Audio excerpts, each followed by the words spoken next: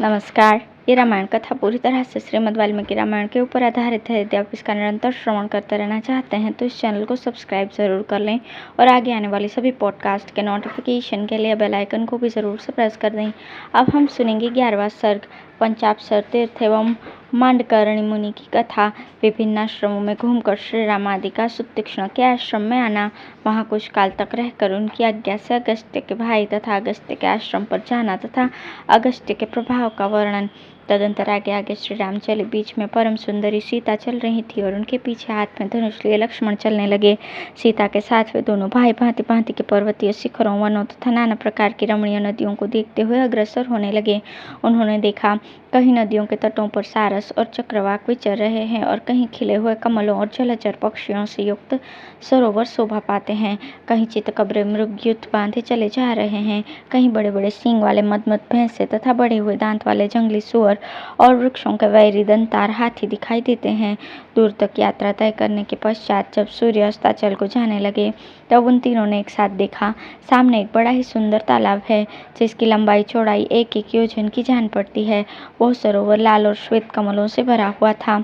उसमें क्रीड़ा करते हुए झुंड के झुंड हाथी उसकी शोभा बढ़ाते थे तथा सारस, राजहंस और कलहंस आदि पक्षियों एवं जल में उत्पन्न होने वाले मत्स्य आदि जंतुओं से वो व्याप्त दिखाई देता था। स्वच्छ जल से भरे हुए उस रमणीय सरोवर में गाने बजाने का शब्द सुनाई देता था, किंतु कोई दिखाई नहीं दे रहा था। तब श्री राम और महारथी लक्ष्मण ने कौतूहलवश अपने साथ आए हुए धर्मभृत नामक मुनि से पूछना आरंभ किया। महामुनि, यह अत्यंत अद्भुत संगीत की ध्वनि सुनकर हम सब लोगों को बड़ा कौतूहल हो रहा है। यह क्या है, इसे अच्छी तरह बताइए। श्री रामचंद्र जी के इस प्रकार पूछने पर धर्मात्मा धर्मभृत नामक मुनि ने तुरंत ही उस सरोवर के प्रभाव का वर्णन आरंभ किया। श्री राम, ये पंचापसर नामक सरोवर है जो सर्वदा अगाध जल से भरा रहता है। मांडकर्णी नामक मुनि ने अपने तप के द्वारा इसका निर्माण किया था। महामुनि मांडकर्णी ने एक जलाशय में रहकर केवल वायु का आहार करते हुए 10 सहस्त्र वर्षों तक तीव्र तपस्या की थी। उस समय अग्नि आदि सब देवता उनके तप से अत्यंत व्यथित हो उठे और आपस में मिलकर वे सबके सब इस प्रकार कहने लगे, जान पड़ता है ये मुनि हम लोगों में से किसी को स्थान को लेना चाहते हैं। ऐसा सोचकर वे सब देवता मन ही मन उद्विग्न हो उठे। तब उनकी तपस्या में विघ्न डालने के लिए संपूर्ण देवताओं ने 5 प्रधान अप्सराओं को नियुक्त किया, जिनकी अंग कांति विद्युत के समान चंचल थी।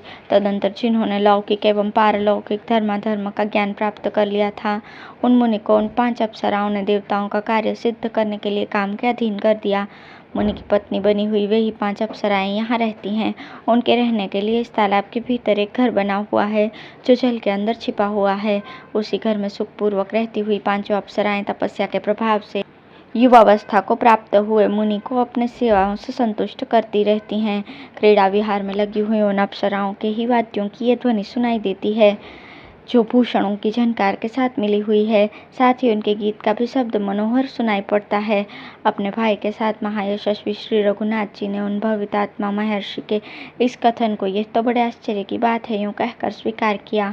इस प्रकार कहते हुए श्री रामचंद्र जी को एक आश्रम मंडल दिखाई दिया जहाँ सब और कुश और वल्कल वस्त्र फैले हुए थे। वो आश्रम ब्राह्मी लक्ष्मी से प्रकाशित होता था। विदेह नंदिनी सीता तथा लक्ष्मण के साथ तेजस्वी आश्रम मंडल में प्रवेश करके काकुस्थ कुलभूषण श्री राम ने उस समय सुखपूर्वक निवास किया। वहाँ के महर्षियों ने उनका बड़ा आदर सत्कार किया। तदंतर महान अस्त्रों के ज्ञाता श्री रामचंद्र जी बारी बारी से उन सभी तपस्वी मुनियों के आश्रमों पर गए जिनके यहाँ वे पहले रह चुके थे।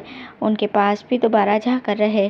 कहीं 10 महीने, कहीं साल भर, कहीं 4 महीने, कहीं 5 या 6 महीने, कहीं इससे भी अधिक समय, कहीं उससे भी अधिक, कहीं आधे मास अधिक अर्थात 8.5 महीने, कहीं 3 महीने और कहीं 8 और 3 अर्थात 11 महीने तक श्री रामचंद्र जी ने सुखपूर्वक निवास किया। इस प्रकार मुनियों के आश्रमों पर रहते और अनुकूलता पाकर आनंद का अनुभव करते हुए उनके 10 वर्ष बीत गए। इस प्रकार सब और घूम फिर कर धर्म के ज्ञाता भगवान श्री राम सीता के साथ फिर सुतीक्ष्ण के आश्रम पर ही लौट आए। शत्रुओं का दमन करने वाले श्री राम उस आश्रम में आकर वहाँ रहने वाले मुनियों द्वारा भली भांति सम्मानित होकर वहाँ भी कुछ काल तक रहे। उस आश्रम में रहते हुए श्री राम ने एक दिन महामुनि सुतीक्ष्ण के पास बैठकर विनीत भाव से कहा, भगवान, मैंने प्रतिदिन बातचीत करने वाले लोगों के मुख से सुना है कि इस वन में कहीं मुनि श्रेष्ठ अगस्त्य जी निवास करते हैं, किंतु इस वन की विशालता के कारण मैं उस स्थान को नहीं जानता हूँ। उन बुद्धिमान महर्षि का सुंदर आश्रम कहाँ है? मैं लक्ष्मण और सीता के साथ भगवान अगस्त्य को प्रसन्न करने के लिए उन मुनीश्वर को प्रणाम करने के उद्देश्य से उनके आश्रम पर जाऊं, ये महान मनोरथ मेरे हृदय में चक्कर लगा रहा है। मैं चाहता हूं कि स्वयं भी मुनिवर अगस्त्य की सेवा करूं। धर्मात्मा श्री राम का यह वचन सुनकर सुतीक्ष्ण मुनि बड़े प्रसन्न हुए और उन दशरथ नंदन से इस प्रकार बोले, रघुनंदन, मैं भी लक्ष्मण सहित आपसे यही कहना चाहता था कि आप सीता के साथ महर्षि अगस्त्य के पास जाएं। सौभाग्य की बात है कि इस समय आप स्वयं ही मुझसे वहां जाने के विषय में पूछ रहे हैं। श्री राम, महामुनि अगस्त्य जहाँ रहते हैं उस आश्रम का पता मैं अभी आपको बता देता हूँ। इस आश्रम से 4 योजन दक्षिण चले जाइए, वहाँ आपको अगस्त्य के भाई का बहुत बड़ा एवं सुंदर आश्रम मिलेगा। वहाँ के वन की भूमि प्रायः समतल है तथा पिप्पली का वन उस आश्रम की शोभा बढ़ाता है। वहाँ फूलों और फलों की बहुतायत है।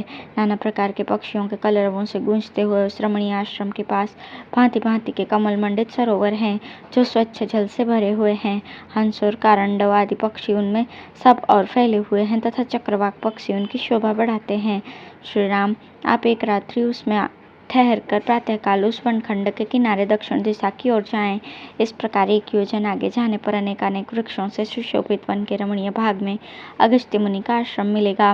वहाँ विदेह नंदिनी सीता और लक्ष्मण आपके साथ सानंद विचरण करेंगे, क्योंकि बहुसंख्यक वृक्षों से सुशोभित वो वन प्रांत बड़ा ही रमणीय है।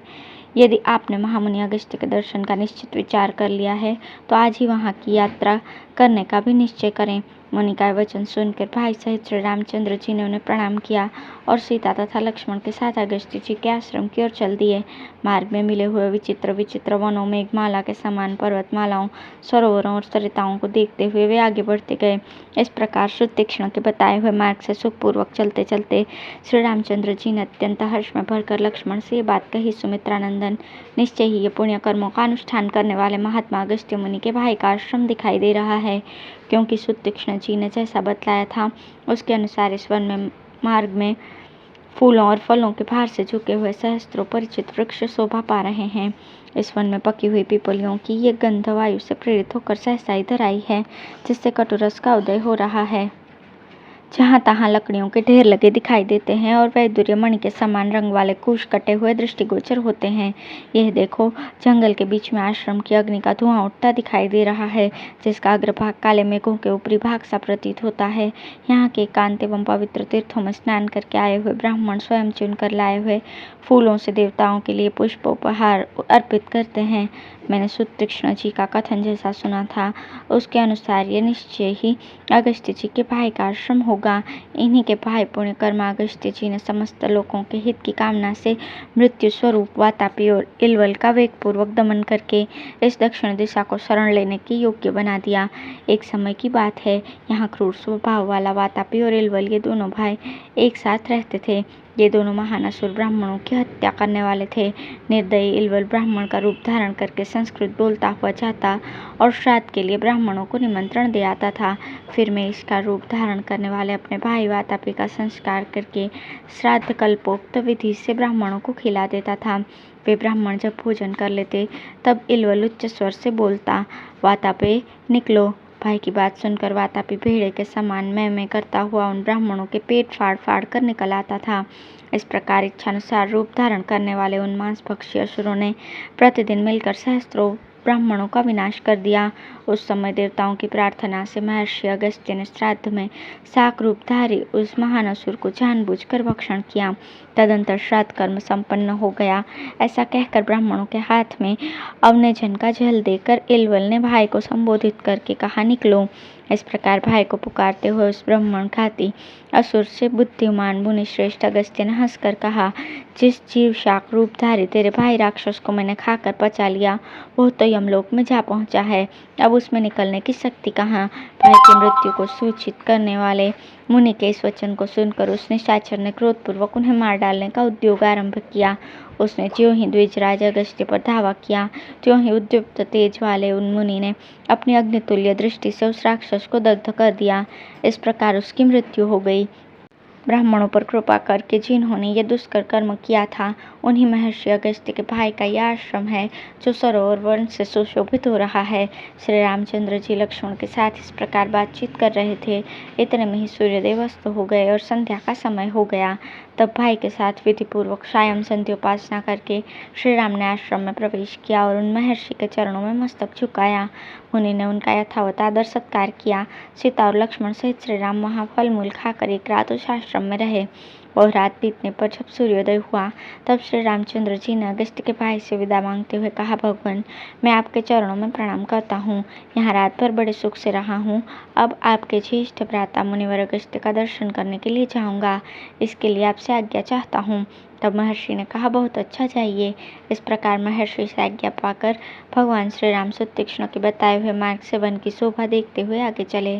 श्री राम ने वहाँ मार्ग में निवार, कटहल, साखू, अशोक, तिनीश, चिरिबल्व, महुआ, बेल, तेंदू तथा और भी सैकड़ों जंगली वृक्ष देखे जो फूलों से भरे थे तथा खिली हुई लताओं से परिवेष्टित होकर बड़ी शोभा पा रहे थे।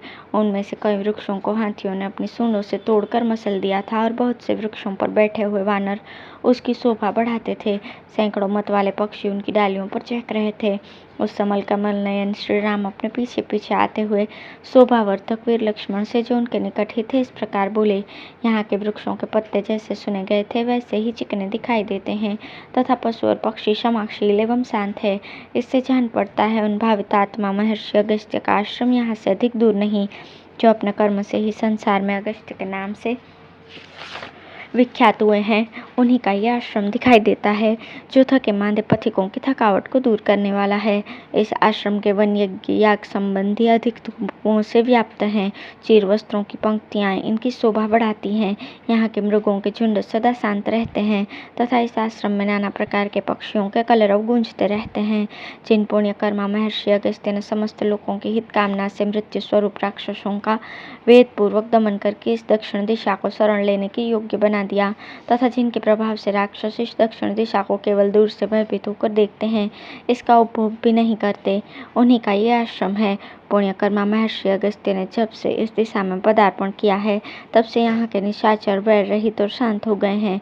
भगवान अगस्त्य की महिमा से इस आश्रम के आसपास निर्वैरता आदि गुणों के संपादन में समर्थ तथा क्रूर कर्मा राक्षसों के लिए दुर्जय होने के कारण ये संपूर्ण दिशा नाम से भी तीनों लोकों में दक्षिणा ही कहलाई, इसी नाम से विख्यात हुई तथा इसे अगस्त्य की दिशा भी कहते हैं। एक बार पर्वत श्रेष्ठ विंध्य सूर्य का मार्ग रोकने के लिए बढ़ा था, किंतु महर्षि अगस्त्य के कहने से वो नम्र हो गया। तब से आज तक निरंतर उनके आदेश का पालन करता हुआ वो कदापि नहीं बढ़ता। उनका कर्म तीनों लोकों में विख्यात है। उन्हीं अगस्त्य का यह शोभा संपन्न आश्रम है जो विनीत मृगों से सेवित है। ये महात्मा अगस्त्य जी संपूर्ण लोकों के द्वारा पूजित तथा सदा सज्जनों के हित में लगे रहने वाले हैं। अपने पास आए हुए हम लोगों को वे अपने आशीर्वाद से कल्याण के भागी बनाएंगे। यहाँ रहकर मैं उन महामुनि अगस्त्य की आराधना करूँगा और वनवास के शेष दिन यहीं रहकर बिताऊंगा। देवता, गंधर्व, सिद्ध और महर्षि यहाँ नियमित आहार करते हुए सदा अगस्त्य मुनि की उपासना करते हैं। ये ऐसे प्रभावशाली मुनि हैं कि इनके आश्रम में कोई झूठ बोलने वाला, क्रूर, शठ, नृशंस अथवा पापाचारी मनुष्य जीवित नहीं रह सकता। यहाँ धर्म की आराधना करने के लिए देवता, यक्ष, नाग और पक्षी नियमित आहार करते हुए निवास करते हैं। इस आश्रम पर अपने शरीरों को त्याग कर अनेक सिद्ध महात्मा महर्षि नूतन शरीरों के साथ सूर्य तुल्य तेजस्वी विमानों द्वारा स्वर्गलोक को प्राप्त हुए हैं। यहाँ सत्कर्म परायण प्राणियों द्वारा आराधित हुए देवता उन्हें यक्षत्व, अमरत्व तथा नाना प्रकार के राज्य प्रदान करते हैं। अब हम लोग आश्रम पर आ पहुँचे। लक्ष्मण, तुम पहले प्रवेश करो और महर्षियों को सीता के साथ मेरे आगमन की सूचना दो। इस प्रकार श्री वाल्मीकि निर्मित रामायण आदि काव्य के अरण्य कांड में 11वां सर्ग पूर्ण हुआ। धन्यवाद।